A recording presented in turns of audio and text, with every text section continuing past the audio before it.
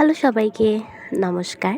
তো আজকে পুজোর জন্য সামনে যেহেতু দুর্গাপুজো, তো পুজোর তো কিছু স্পেশাল গহনা থাকতেই হবে পেজের মধ্যে। তো আজকে একটা স্পেশাল গহনা তৈরি করব, তার জন্য আমার কড়ি লাগবে।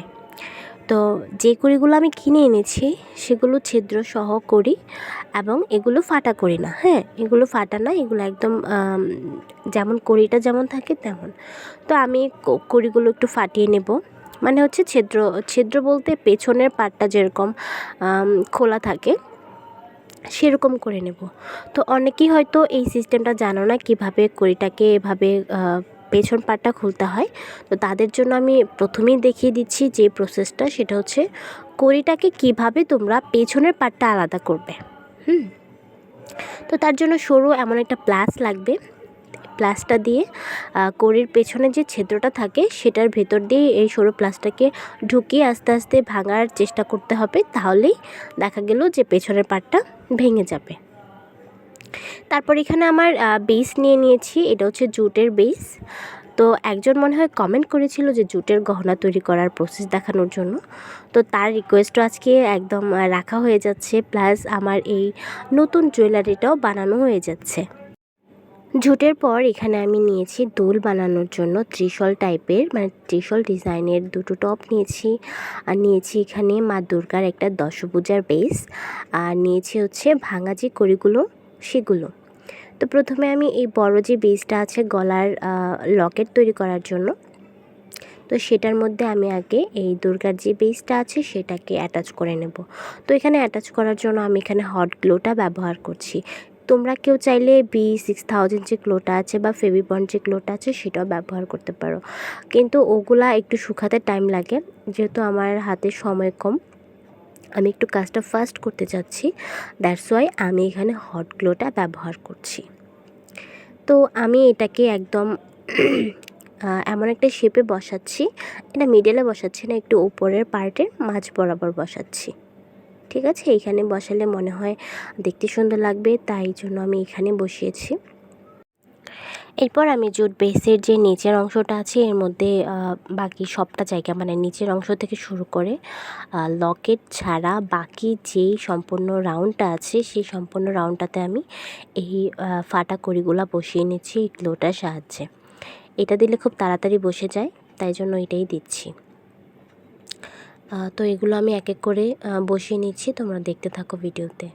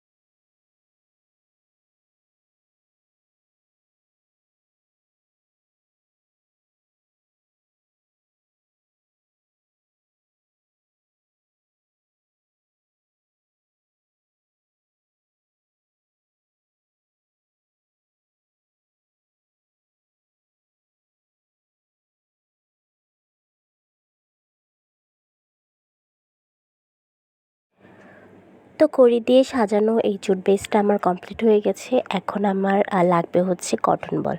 এখানে জুট বেসের চারপাশের যেই লেসটা আছে ওই লেসটা হচ্ছে মেরুন রঙের।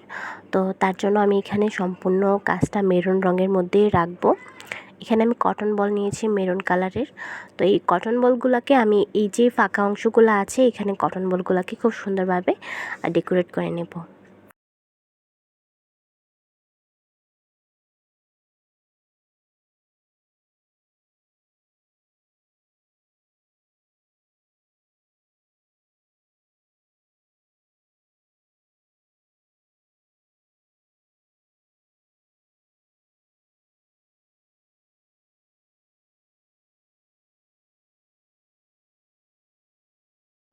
এই তো আমার এটাও ডেকোরেশন করা হয়ে গেল।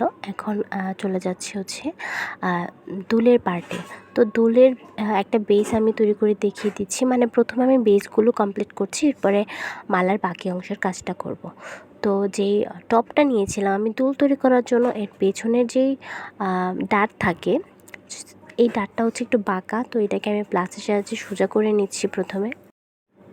এরপর এই ত্রিশূল বেসটা আমি এই ছোট যেই জুট বেস আছে ওইটার উপরে বসাবো।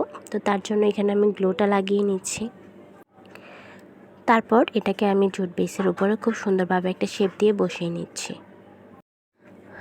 এরপর দুলটাকে আমি কড়ি দিয়ে ডেকোরেট করব। তো তার জন্য কড়িগুলো হচ্ছে জুট বেসের যে পেছনের পার্ট আছে, পেছনের পার্টে আমি এখানে 3টা কড়ি বসাবো। এই কড়িগুলোকে আমি একটু পেছনের পার্টটা ভেঙে নিয়েছি, কারণ পেছনের পার্ট ছাড়া কড়িটার একটা রকম ওজন থাকে, আর এটা সহ হচ্ছে আরেক রকম ওজন থাকে। তো দুলটা যেন বেশি হেভি না হয়ে যায়, দ্যাটস ওয়াই আমি এই কড়ির পেছনের পার্টটা ভেঙে নিয়েছি। এই হচ্ছে আমার দুলটা। খুব সুন্দর লাগছে কিন্তু দুলটা, তাই না? এই হচ্ছে দুল জোড়া। দুলটা আমার মোটামুটি কমপ্লিট হয়ে গেছে। চলো এবার মালার বাকি অংশে যাওয়া যাক। লকেটের যে বেস আছে সেটার কাজ তো আমার কমপ্লিট হয়ে গেছে। আমি এখন মালাটা তৈরি করব। তো মালাটা তৈরি করতে আমার এখানে কটন বল লাগছে, আর হচ্ছে কড়ি লাগছে, আর একটা লাগছে টার্সেল। তো প্রথমে হচ্ছে আমি দুই পাশে 2টা ছিদ্র করে নেব। আমি এই মুহূর্তে কাঁটা কম্পাসটা পাচ্ছি না, তাই সুই দিয়ে আমি এটাকে ছিদ্র করে নিচ্ছি।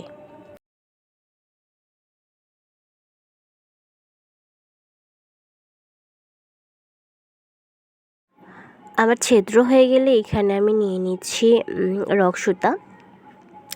রক্সুতা দিয়ে আমি ছিদ্রের যে অংশগুলো আছে এগুলোতে মানে 2 নালের নিতে হবে। যে আমি যে প্রসেসে মালাটা গাঁথবো তার জন্য এখানে 2টা নালের রক্সুতা লাগবে। তো আমি একটা ছিদ্রের মধ্যে একটা মাথা ঢুকিয়ে দেন 2টা মাথাকে একসাথে করে এখানে একটা গেট দিয়ে নিচ্ছি, যেন মানে নড়ে চড়ে না যায় আর কি, মালাটা খুব পোক্তভাবে থাকে। তার জন্য এখানে একটা গিট দিয়ে নিচ্ছি।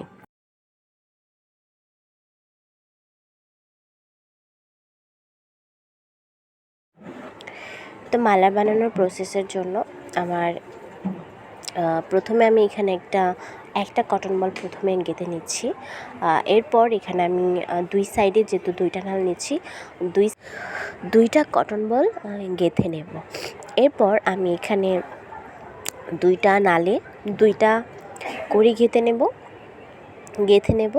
এরপর আবার 2টা কটন বল দিয়ে দেন লাস্টে একটা কটন বল দিয়ে আমি মালার কাজটা শেষ করব, এবং পরিশেষে আমি টার্সেলটা লাগিয়ে দেব।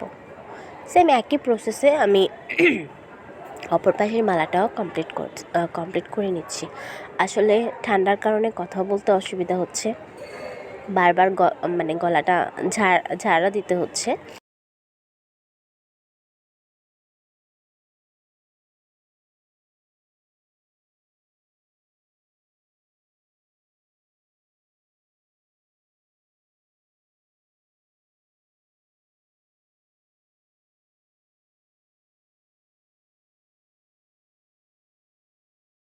গহনাটা কমপ্লিট প্রায় করে ফেলেছি। এরপর মনে হচ্ছে যে কটন বলের এই মাঝের জায়গাগুলো একটু ফাঁকা মনে হচ্ছিল, তো তাই জন্য এখানে আমি 2টো কড়ি নিয়েছি 2 পাশে বসানোর জন্য। এই কড়ি যেটা আমি বসাবো এখানে আমি হট গ্লো ব্যবহার করব না, এখানে আমি এই যে B6000 যে গ্লোটা আছে সেটা দিয়ে বসিয়ে দিচ্ছি।